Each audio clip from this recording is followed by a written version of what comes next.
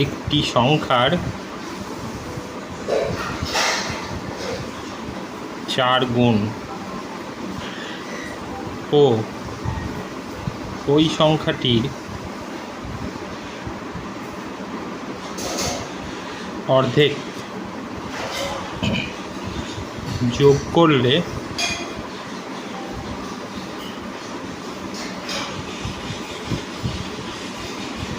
সংখ্যাটি 1/2/3 হয়। সংখ্যাটি কত?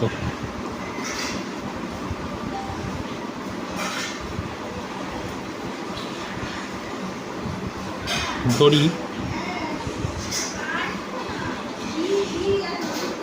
সংখ্যাটি সমান x।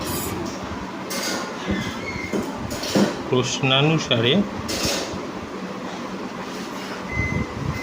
সংখ্যাটির 4 গুণ মানে x গুণ 4 যোগ সংখ্যাটির অর্ধেক মানে x কে 2 দিয়ে ভাগ x/2 সমান 1/2/3 বা 4x প্লাস x/2 সমান 3 3 আর 2 5/3 বা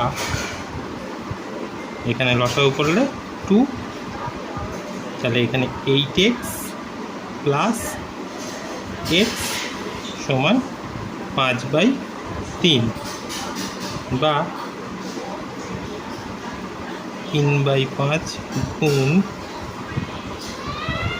9x/2 সমান 5/3 গুণ 3/5।